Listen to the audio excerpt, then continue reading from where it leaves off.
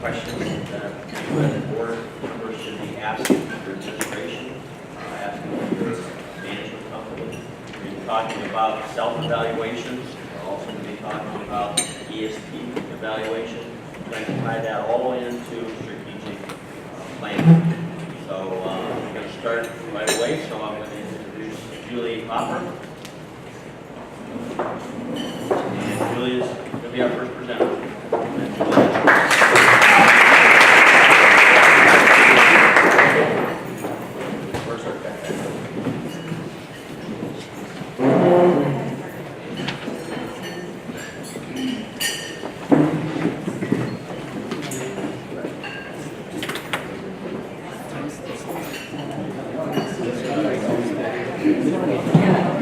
Great morning. Outstanding.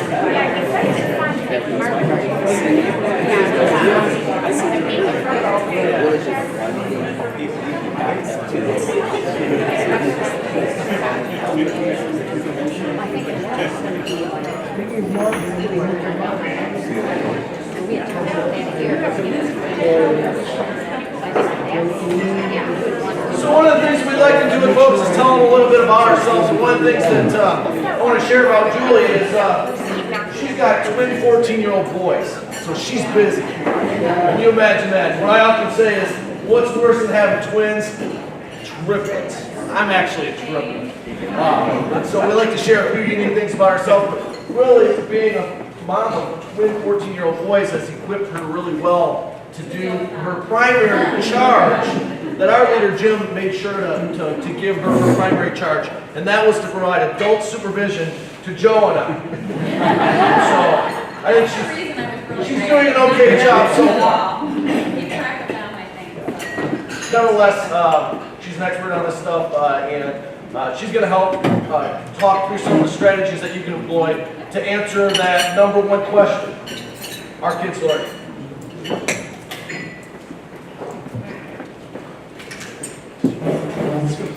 Good morning, everyone. It was really nice last night to get a chance to talk with several of you, and I hope that you enjoyed yourself as much as I did. Can you hear me? Can you use the mic? I can. Can I take this item? Well, is that okay?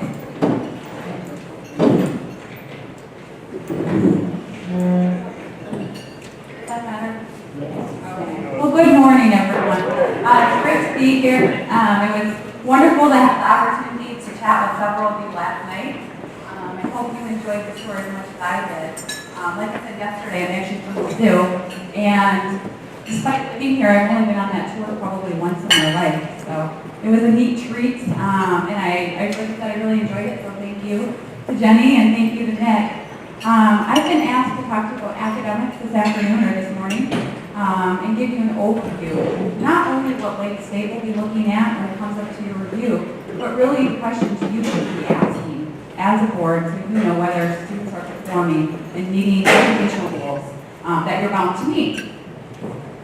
I'm not real good at a clicker, but I'll try, so. Yeah, I'll just do it this way. Okay, today I'd like to discuss first and foremost your contractual educational goals. And that's really the starting point. It's the roadmap. It's what you need to be aware of because that's what you're upheld. That's what you have to meet as far as student performance. I want to discuss, or for you to understand the academic data. So you know what? This is not the right presentation. I thought it looked a little different.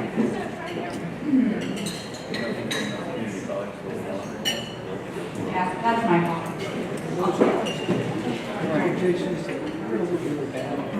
It's a great year. Yeah, there you go. Let's try this again. That was a test to make sure that she's Gosh, awake. I know. I hope my flight. I'm a little nervous. I'm flying out to Vegas today, and hopefully my flight's better. Here we go. Okay. Thank you. Okay. So first and foremost, this is the most important question by far. But how do you know if students at your academy are learning? And really, what questions should you be asking your school leader, your management company? And that's really probably the most important question that can be answered today. Secondly, you've probably heard a lot about college readiness. Well, what is college readiness?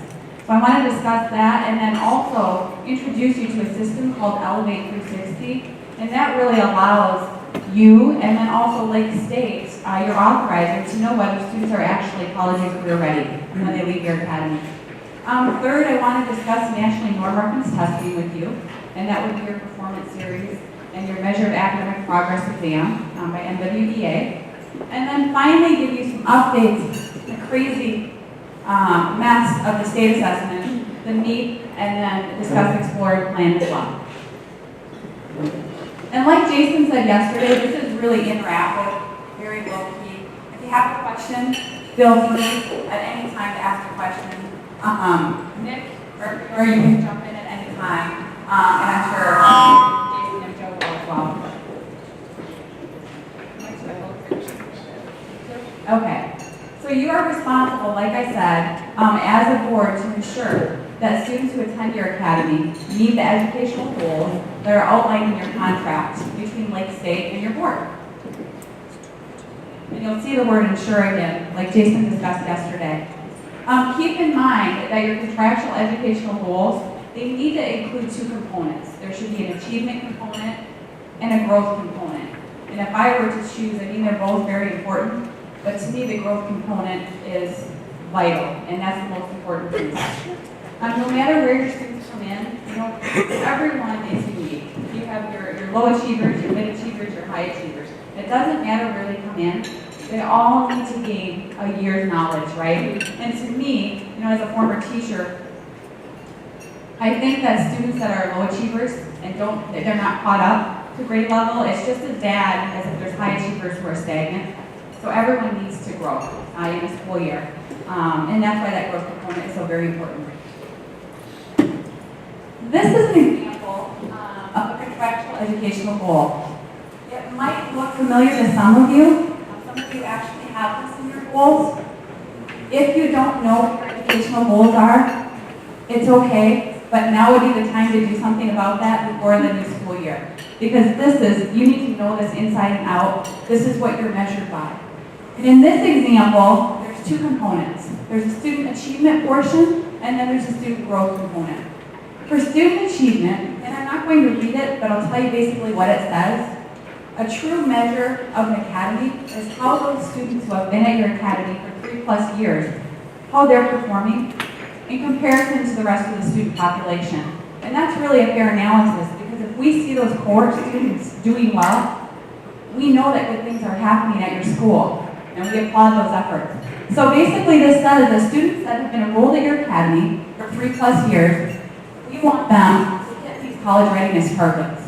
And I know it's kind of small, but it shows by grade level what we want their spring score to be, whether PS stands for performance series, and we have it for math and reading, and then math is for the NWEA test, the measure of academic progress. And then we also have the scores for Explore, Plan, and ACT. So these are the targets. In spring, this is where we want your students to be as far as achievement goes. Now the second component to this is the student growth piece. And I will say it over and over again, this is the most important piece. But you'll notice, we don't segregate by 4 students here. We don't say 4 students need to outperform, because all students have to grow. And I will explain how we calculate that growth. So some of you, do many of you recognize this? I know some of your academies have this. Like I said, if you don't have, the targets in, I don't know, Nick, if you wanted to say something that, well, I know you and I have discussed, where maybe your contractual educational goals are going to become more consistent, and that we potentially are using the college readiness targets in the future for everyone. So you'll want to pay attention to this. Okay? Okay. So how will your board know whether students are learning? How will Lake State know? Right? How will everyone know? Well, first and foremost, the roadmap are your educational goals. Just like if you're traveling, if you don't have a roadmap, how will you know you've reached that destination if you don't have that map, right? And it's the same thing with education. You have to know the goals so you'll know whether or not you've met them.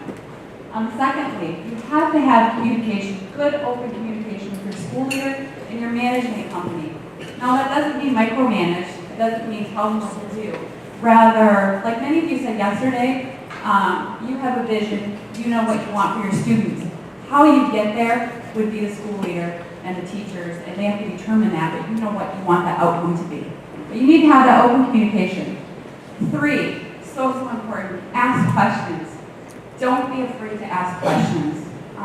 I ask a million questions probably every day, but I would rather ask a question and learn the answer than to act like I knew the answer, right? And you can't risk, there's so much on the line. A student's education is so very important that you can't fake it, like you know, and I'm sure you don't.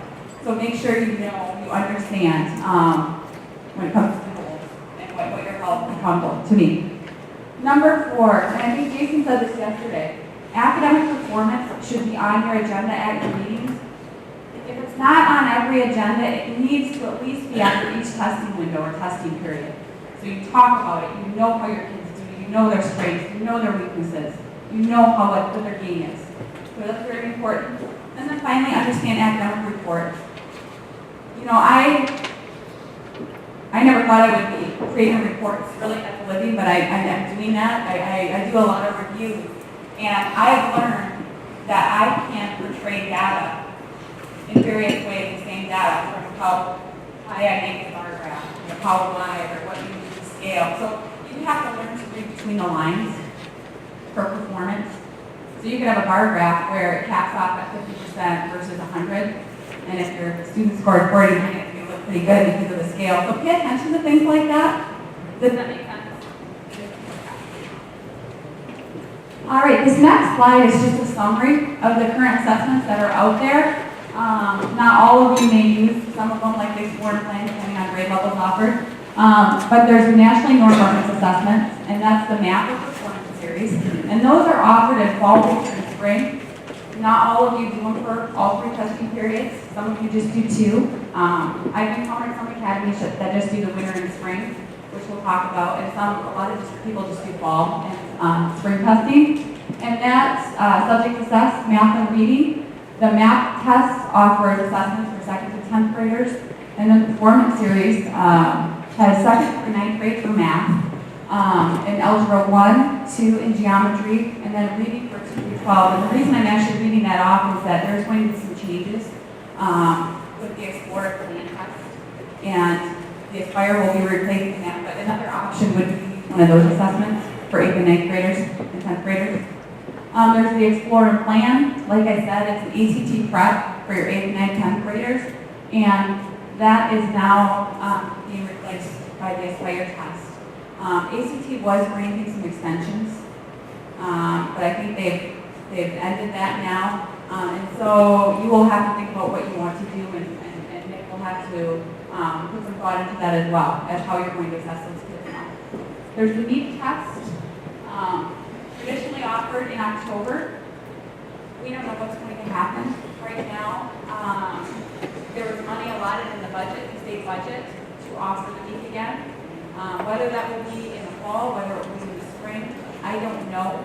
I don't know if you know of an update other than that. No, I mean, so those of you that may have been following it, the state was planning on moving to the Smarter Balance Assessment, which is the national assessment, much like many of the states were. And so the legislature essentially decided that in their appropriations bills that they would continue to meet for one more year. And so the Department of Education has said that they're not prepared to support me for another year. And so we're, it's kind of that classic challenge between legislative action and implementation by the executive, or in this case, the Department of Education. And so we are anticipating some form of MEEP again, but really, and this is not helping schools, right, that are planning in certain ways. And so stay tuned on that, but it's really all we have to offer. But again, I think we anticipate the Department of Education finding a way to implement the legislators' actions in offering MEEP for one more year, likely followed the following year by implementation of Smarter Balance. I'm having technical difficulties today. Is this okay? Can you hear me? Am I loud enough? Not so much. Well, I'm going to have to hang on to this, I think, because they can't hear me. There we go. Should be good. Or maybe if that's just adjust it a little bit. All right, well, I'll keep going and I'll try and yell. I'll act like my voice in the room or something. No, I don't know. Okay, and then of course, Michigan Merit exam for your 11th graders and some 12th graders. That's a good my face. This has been challenging today.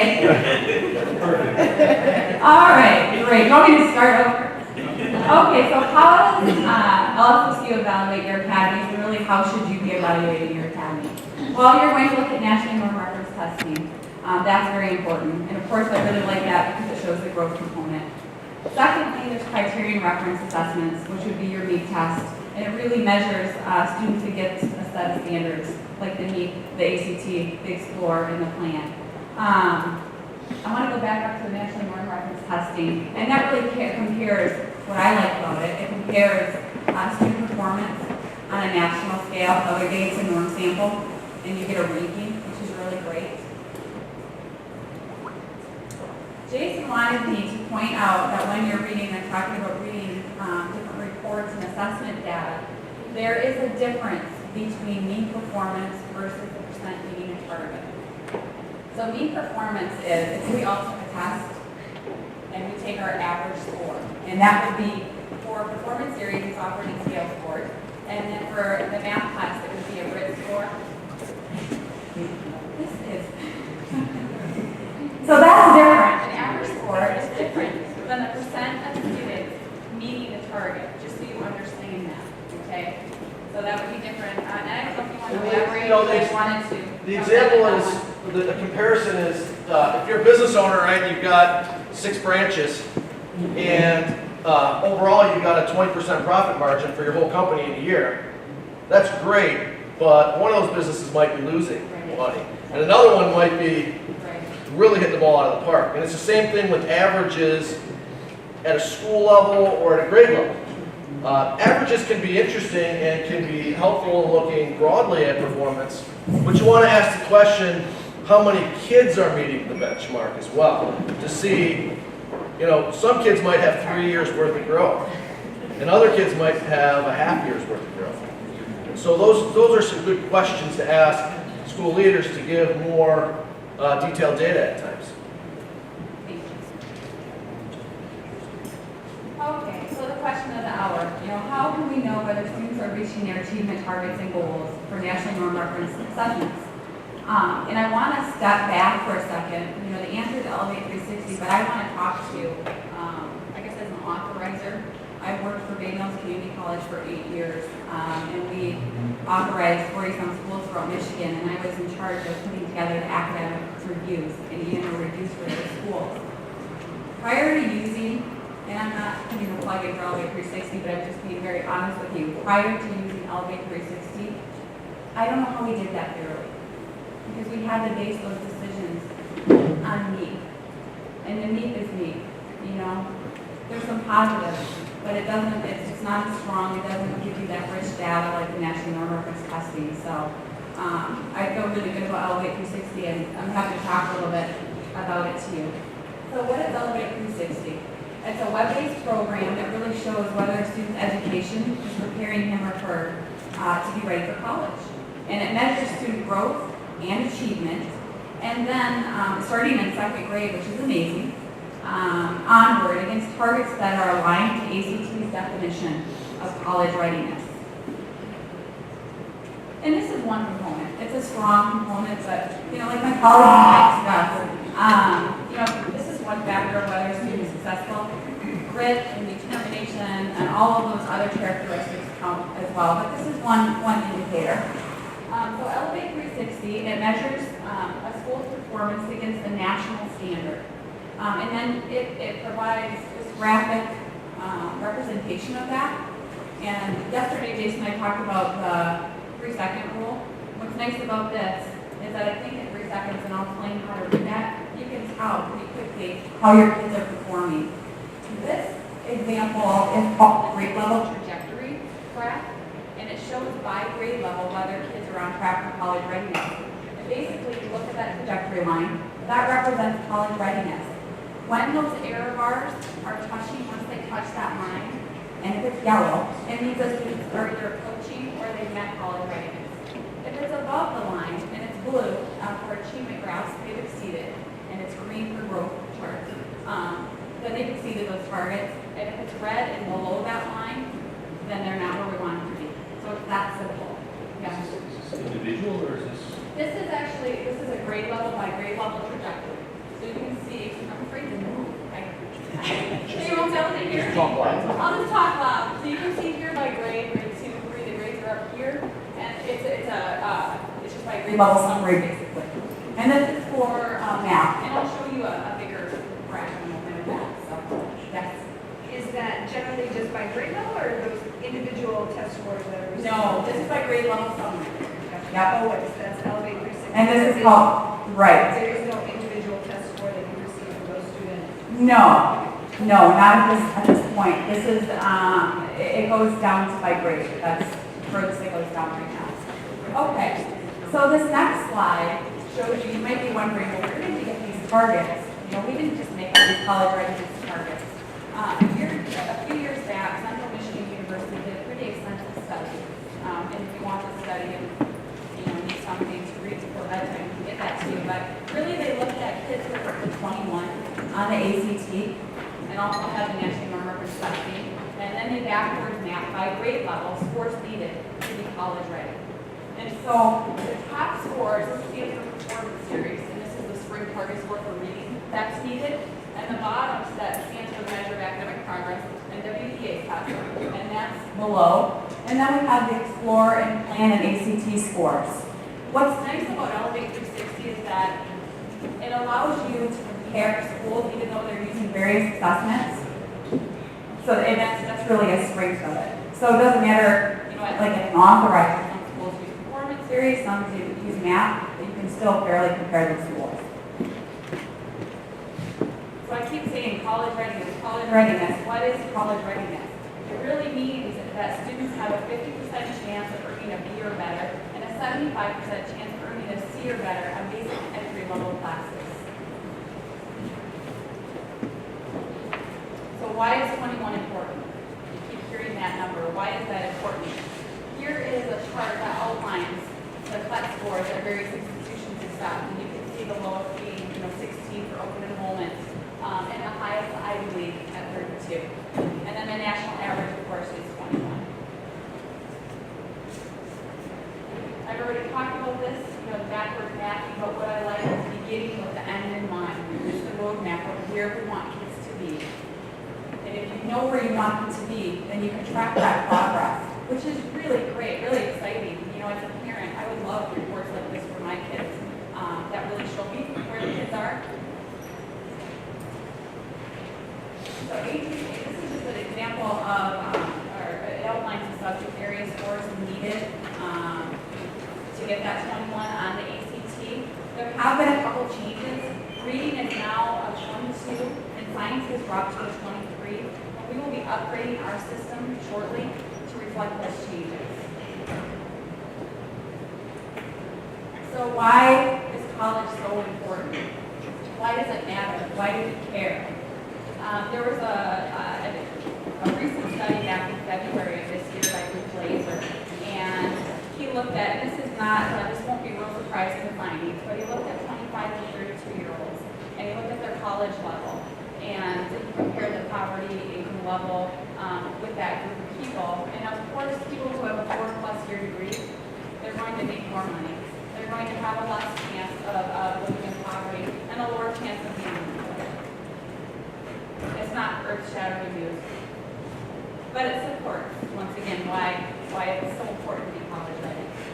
So I want to talk about what's going to be in your email reviews. I've worked on multiple schools now, and it's really nice to see your face.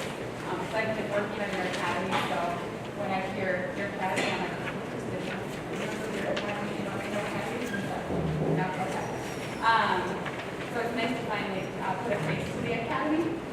When I looked at your reviews and what you should be looking at when you're evaluating performance students at your academy, you want to look at, of course, the PEAK, the Michigan Merit Exam, and you want to look at, the current data as well as the trend data. And then something real important is to look at comparison district data. You want to compare your students from a neighboring district that has a similar makeup of students, because that's a fair comparison. And then, of course, we could explore plan and ACT, and then performance series and NWEA math test, which shows both achievement and growth. And then my favorite, I think the most powerful piece is that bottom one. And I'll show you a graph where you calculate growth, where you look at fall scores, and that's why it's so important to test in the fall. Some of you don't test all of your students in the fall, and it's really necessary to do that so that you can calculate growth properly. But you can look at the fall score compared to the target of where you want the kids to be and calculate whether you can close that gap. Julie, will on the meet, will that be cohort students? Or will that be all students? All students. So this is just an example of the meet. Yeah, it wasn't broken down like that. This is just an example, ABC Academy. This is just the trend data that you're going to see in the review. It's real basic. You know what? Oh, I actually had my bar graph. You'll also see it. I don't know. I think I was editing, and I think honestly I may have deleted it. So I'll explain what it is, and it should be in your handout anyway. There's just a simple bar graph that you'll have as well. That's going to compare your academy with a comparison district and then the state average.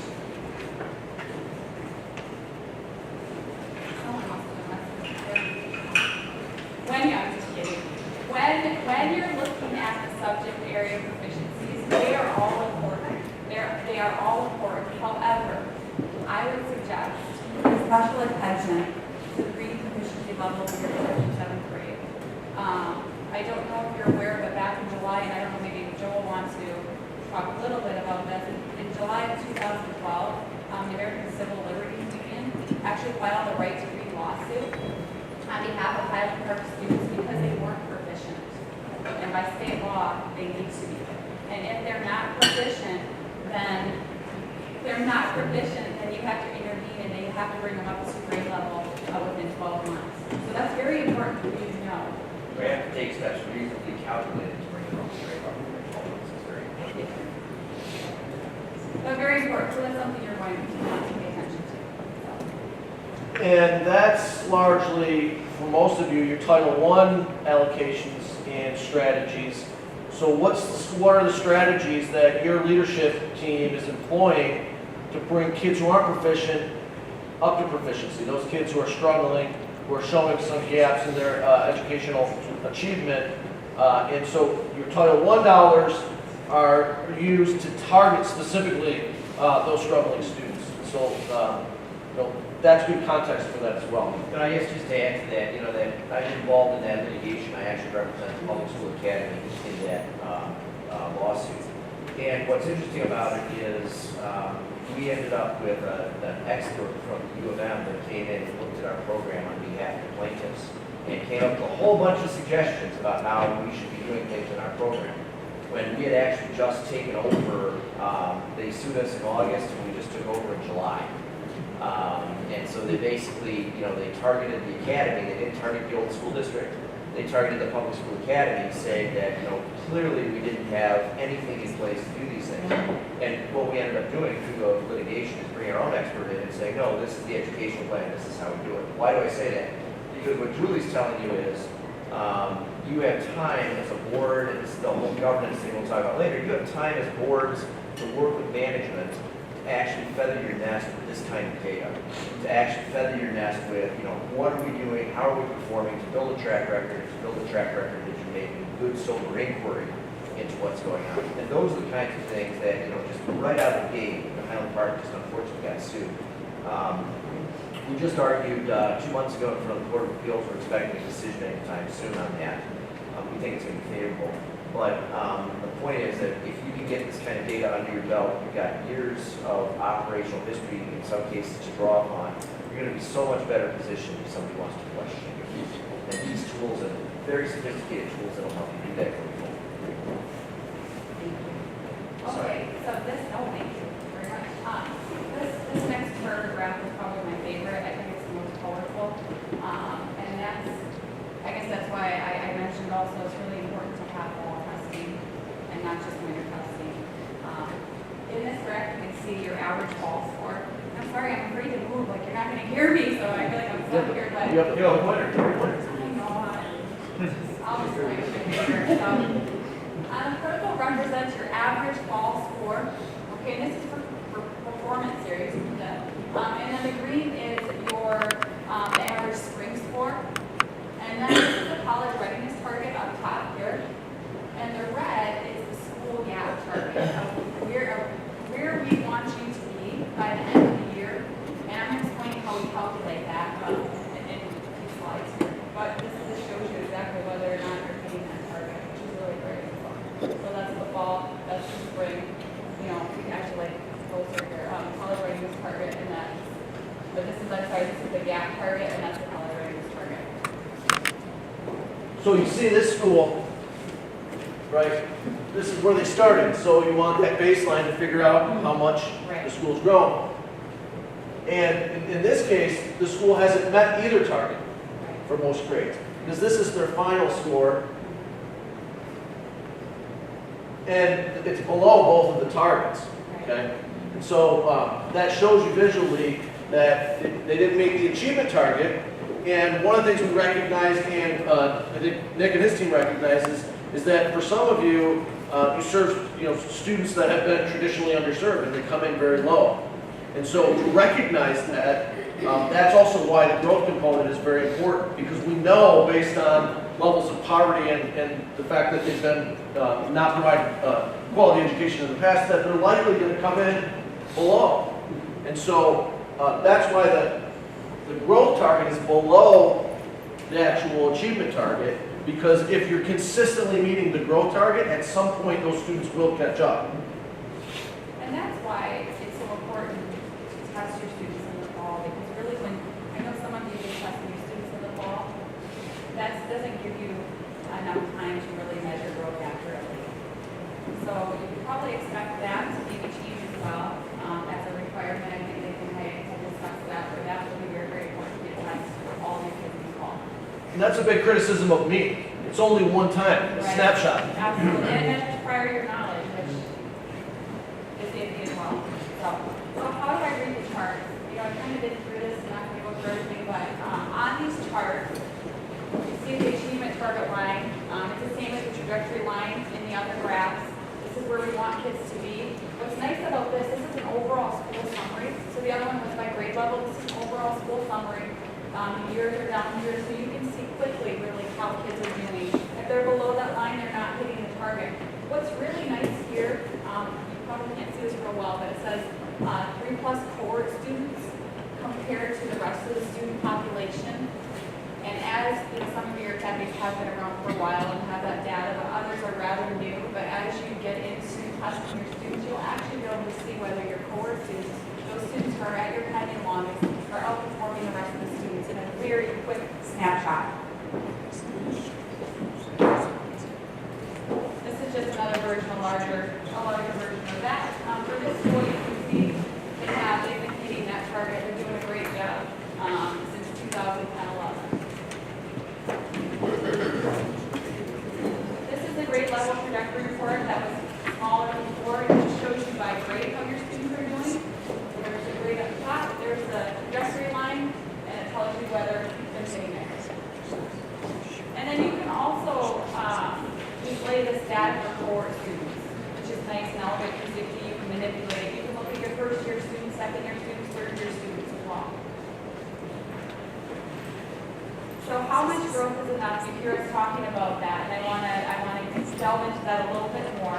Public Act 277 was passed in 2011, and it stated that educational goals shall include demonstrated improved pupil academic achievement for all groups of pupils. So when we tell you all students have to grow, and it's public, it's a law, it's an act now.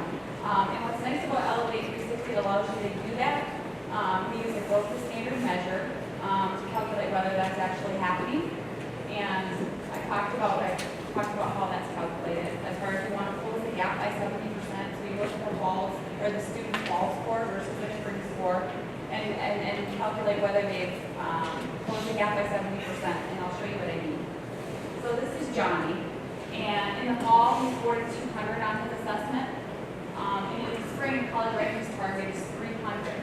So we would want Johnny to gain 70 points, since there's a 100-point difference. We would want him to close that gap by 70 points to have gained 1 year's knowledge.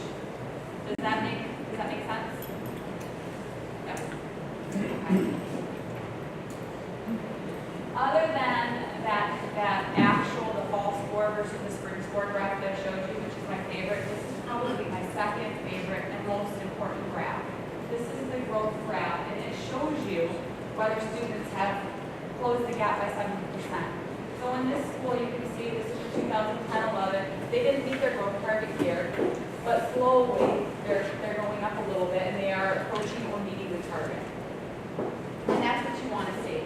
Ideally, you want to see green for growth, so that they exceed that target, but yellow is good too.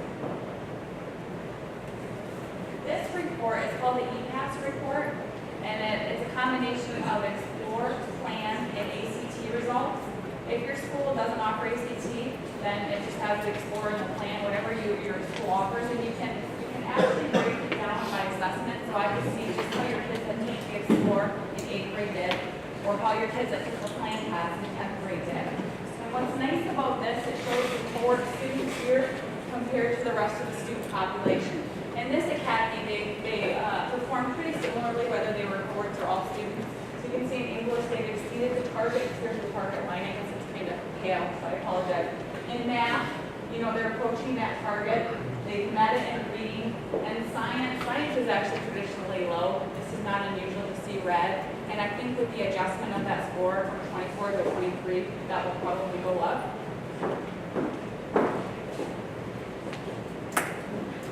Something important for you to know, college readiness targets are high, and they're meant to be, and they should be. We want to make sure kids are prepared for college or career ready. The reports that you pull from Performance Series and from the MAP site, those are different targets. It is different than what I'm telling you for college readiness. Those reports are really useful for student level data, and you can see strengths and weaknesses, and it's really a tool. But when it comes to what you're held accountable for to meet, it's the college readiness, and that is something different. And you have to meet those targets that are outlined in your contract.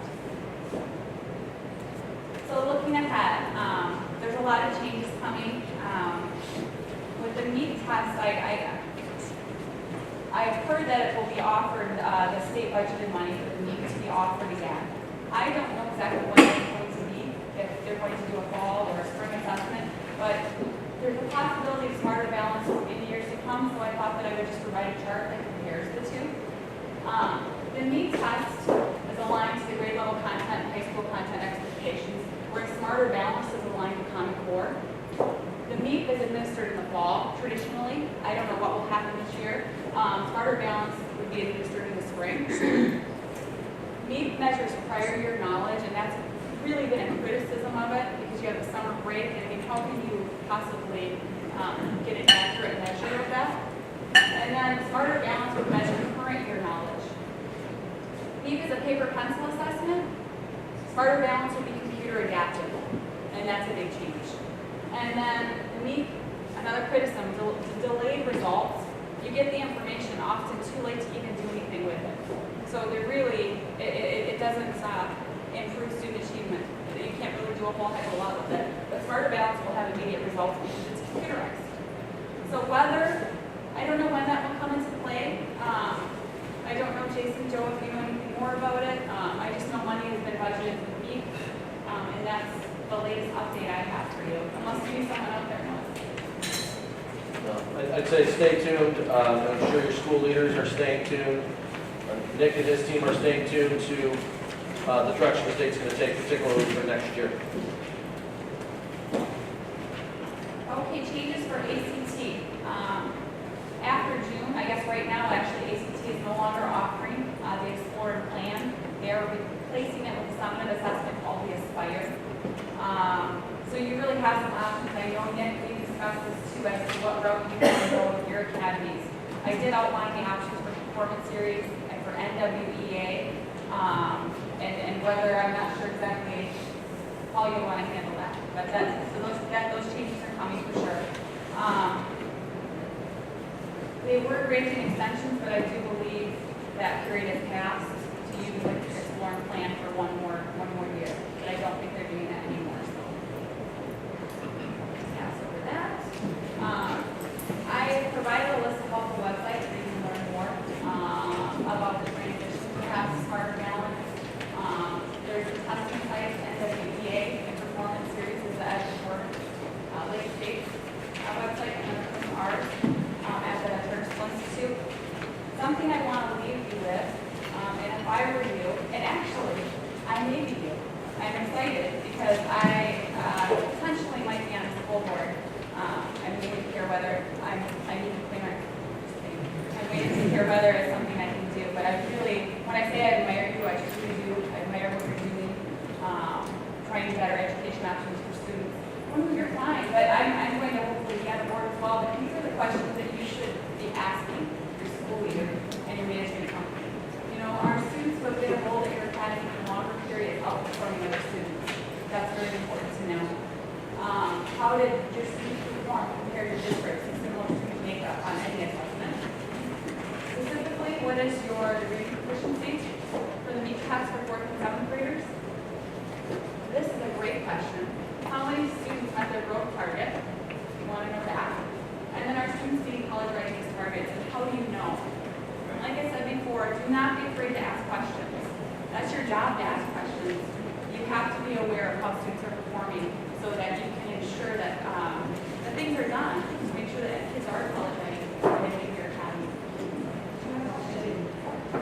All right, any questions? Do you want to quickly talk about the annual reports and then some of the stuff that we in the annual reports? Yeah, actually the information I provided in here, and I don't know what Nick's plan actually is for the annual reviews. I'm creating an annual review that has all that data in it for Nick. And so that when it comes to renewal or.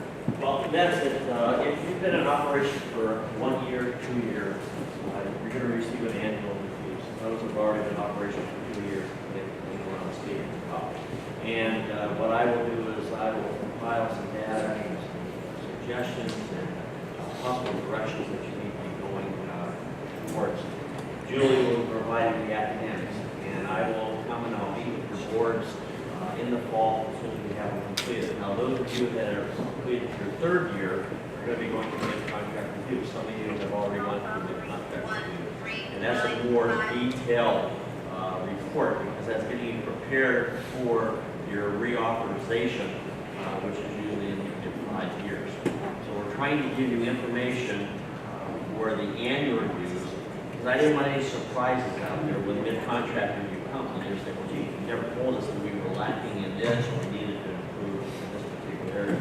So that's why I started to do an annual review for the, as I said, the school's been in operation for a year, 2 years, so you know exactly where you're going to be for your mid-contract review. As I said, that's a lot more detail. And then at the 5th year, then you'll be reapplying for reauthorization. Hopefully during that whole period of time, you've been able to look at some of the areas that we will need improvement in, start correcting those, or strengthening some of those areas that are already in place. Any questions? Yes. Considering all the talk that you've had today about scores of assessment, many schools do have a sizable special ed programs. Does the schools, well, I should say in terms of the state, in terms of LSSU, is there any consideration getting that population itself, regarding the lumping all these schools together? That's a great question, and we should be looking at that population, so I don't know if you want to, I haven't pulled any specific, for my review. I look at cohort students, I look at all student population. I haven't pulled any specific, but that would be something to consider, and maybe include that in your report. It's also a great question to ask your school leaders, because they can disaggregate that data. So, okay, these are all students, but how specifically are students with disabilities performing? The other consideration with students with disabilities is the National Norm Reference Test, the Performance Series or NWBA. We all use one or the other. Because that's given in the fall, sometimes in the winter, and also in the spring, students with disabilities should be showing just as much growth, if not more in some cases, than all students, because it's not a snapshot, one point in time like me. It really does measure the growth component, and so it's probably a fairer measure. And so your school leaders can disaggregate that data and show you how special education students are growing compared to all students. So we encourage you to especially if you have a sizable population, to ask those questions to your school leader.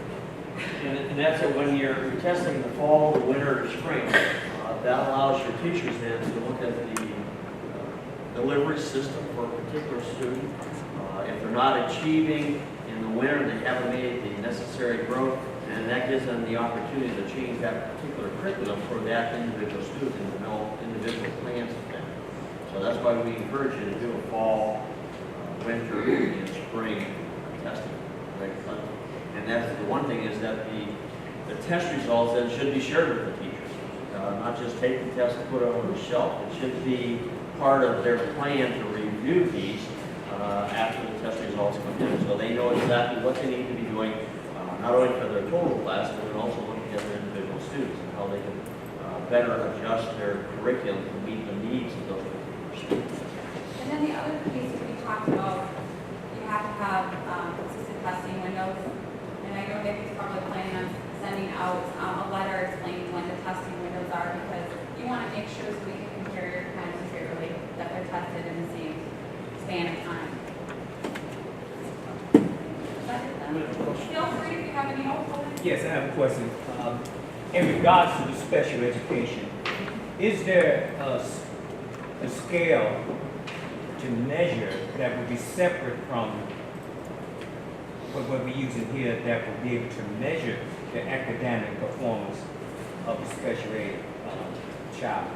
Well, like Jason said, with the national norm reference testing, you can see that growth component in it, and whether they're special ed or, all students, they need to close the gap at 70%. Anyway, but that's the beauty of that national norm reference testing.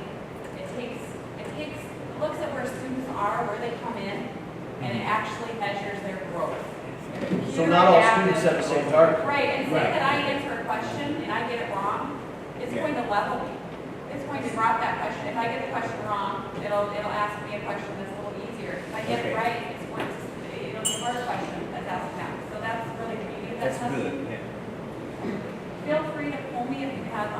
questions, I will be around until maybe 11:30. Yes. Question, in the charter schools, what level of special ed students do you have?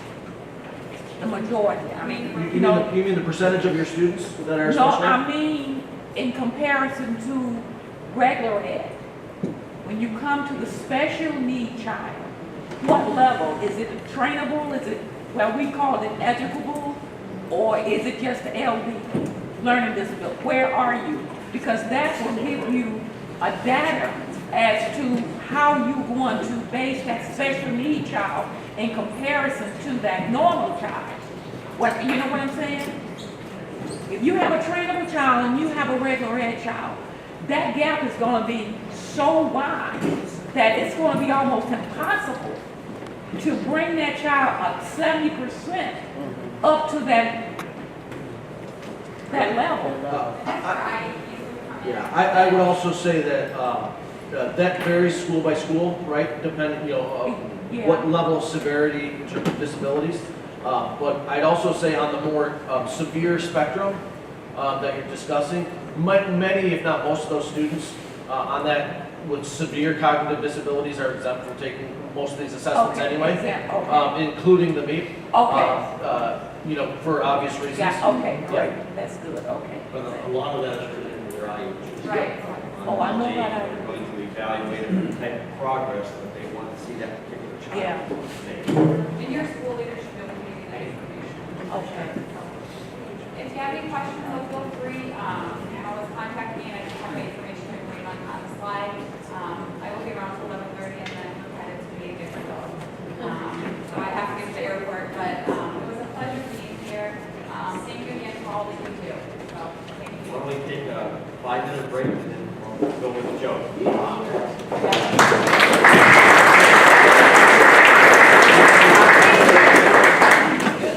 They rush through, they don't really take it seriously. And I should have mentioned this, but I don't have, we only have a little bit of time. The academies that are high performing and high achieving, you see something. You see the students, you see the teachers, you see the parents, all involved in setting growth targets and goals. And they're very involved in those test scores. And there's friendly competition, if you will. You'll see the walls where student scores are posted, and the kids are probably even, I don't want to say more passionate, but they take ownership for those scores, and they want to do better. So if you want a way around kids rushing through and not really doing their best effort, then they need to be involved and understand the tests, and everyone needs to be on board. So that's, yes. If I can share to attest to that, I've seen that with my own children in our school, that the parents and my students, in particular my own kids, are setting a goal Yes. throughout the year of where they want to get between fall and spring. Right. And they're celebrating that growth. They're celebrating the process, not just the end score, Right. but they're celebrating that process. And I'm seeing these kids get really engaged in this. So Right. from seeing that, if you have those questions, wow, I've been impressed. That was a surprise to me as a parent. Oh, we're setting these goals for these Right. 8, 9-year-olds. Yeah. And they're completely. And they take it seriously. They really do. Yeah, and even during report cards and whether they're student-led conferences or however you do it, the kids are really involved and they know exactly where they are and parents know. So that's something to think about. We want a bunch of little piggies. We want them to be all in. right? Absolutely. Can you imagine the day that we don't own their education, but they own their education? We want kids to be all in, so get them to buy in, get them to own it, and you'll see some pretty dramatic results. Sir? Hi, I'd just like to share a couple examples of how important that is, if I might. At one academy that I visited, the scores, the NWA scores, or performance series in that case, were posted in the hallway in a display case. And I saw like a 7th grade girl come and look at her scores, by student number, not by name, of course. Right. And she was excited about the gain that she had made from fall to winter. She went immediately, this was like at the dismissal time of school, She went immediately to her fourth grade sister's room and got her sister, met her sister at the door, brought her sister, pointed out her score to her. Fourth graders was lower, but she said, "See what I did? I went up 300 points. You can do the same thing." So, and regarding a special ed student in a different academy, I happened to be standing in the office, and the school leader was petrified that I was standing there and had witnessed this, but a special ed student burst in without any announcement or anything, literally went over to the counter and started beating on the counter. "I went up 500 points, I went up 500 points. And the school leader was, saying, "Shh, shh, shh," But it was exciting to see that she also was thrilled by the growth that she had made. So ownership is a big